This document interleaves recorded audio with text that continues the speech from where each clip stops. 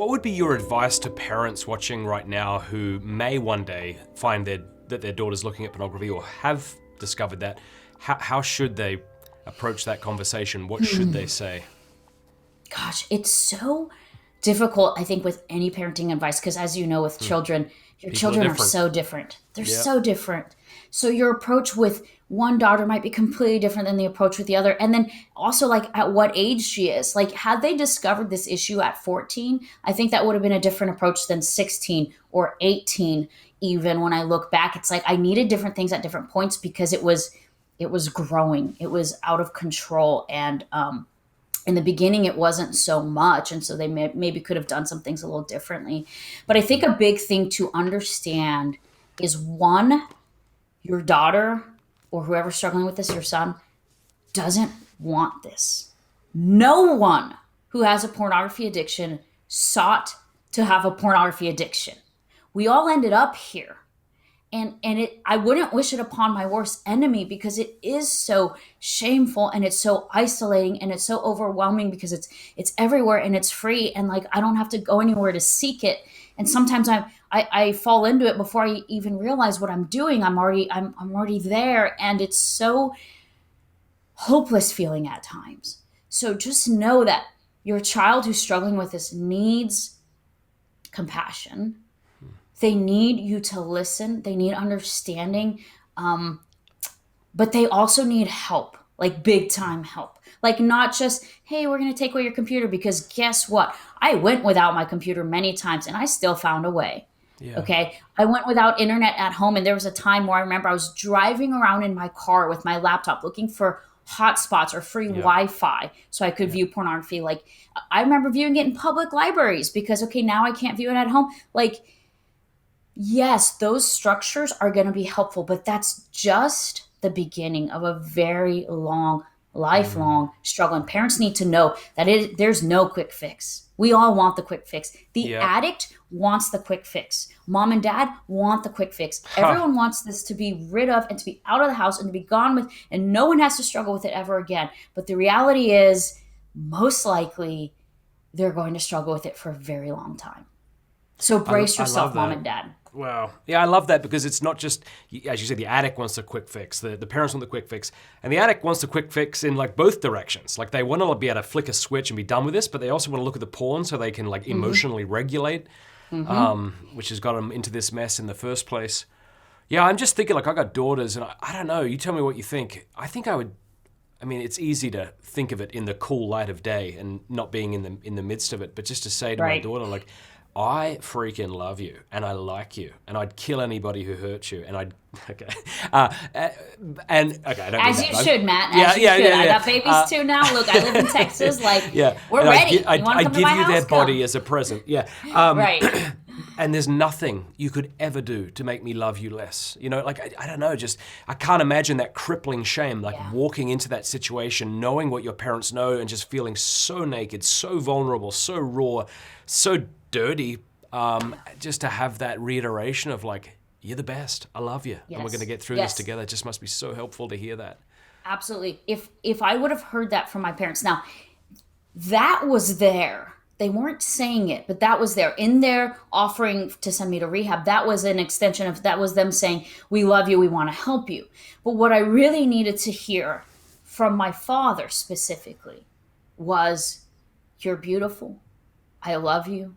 There's nothing you could ever do that would make me think less of you, that would make me love you less." Like, I needed to hear from a man that there was more to me than what I thought. And specifically that I was beautiful, that my body, that I wasn't broken, that my body was beautiful, that I was loved. Because at this point it had been so warped and distorted. Like, I hated my body. I hated who I was. I hated so many aspects of me. And I was going to these other men to be validated, but what I needed it from my father, directly from Do him. you think you would have been able to articulate that at the time? Like, as a 17-year-old, would you have been able to say, yeah, that's what I need. I need my father to... Because the reason I ask that is, Yeah. like, what's difficult for parents is, one, having the conversation because they feel awkward about it.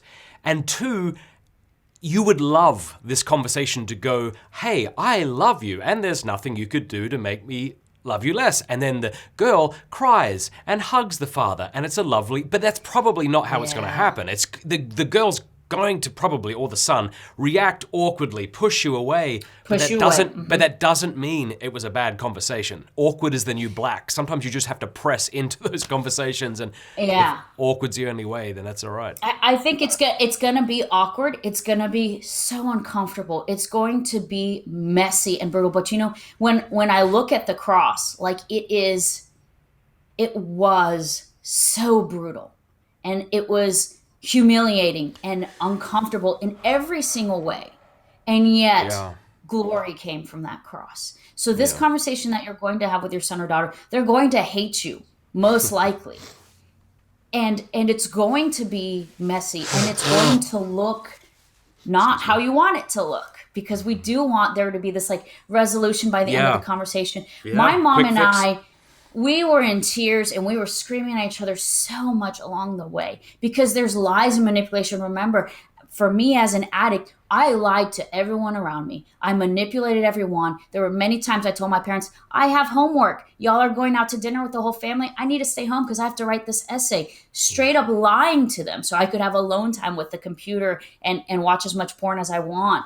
And there's going to be a lot of that. You're going to discover that, just like any addict, just like the druggie who's stealing money from mom or dad or pawning stuff from the house, like to get that fix. That is also present in pornography addiction. I think we like to separate them as like, oh no, well, that's substance use. And an addict is an addict, baby. Like we're insane. We're thinking, in my mind, I think this is going to be different. I can stop. This is the last time. I swear I'm never going to do this again. And yet I keep doing it, right? And I'm going to do anything to get that hit. So there's going to be a discovery of a lot of that. And you can put things in place to stop those behaviors. Again, filters, blockers, that sort of thing. But your daughter or son is going to hate you in the meantime, because now you've taken away their only means of coping with life. Yeah. And so now they don't have any of those tools. And you're the enemy because you're the one who did it.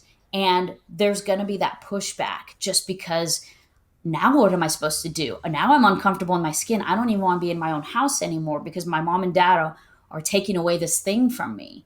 As much as I hate it, like I needed it. Yeah, it becomes your primary coping mechanism, a way to soothe, I suppose. It gets worse before it gets better. And that's just the truth. Because just like, the crackhead has to go through withdrawal, right? It gets worse before it gets better. Nobody kicks a drug habit and feels great at first. Yeah. It just, if it's a serious habit, they're going to feel the fallout and it's going to be uncomfortable. But that's when you got to double down in your love for that person even more. Yeah, because I'm thinking of another analogy, like say like a bulimia or anorexia or something, or like someone can regulate how much is being eaten, or what the fridge is stocked with and things like that. And we want that quick fix. That's kind of like analogous to putting on the filter or limiting internet time. But at the end of the day, it's going to have to be this walking with somebody, loving them in that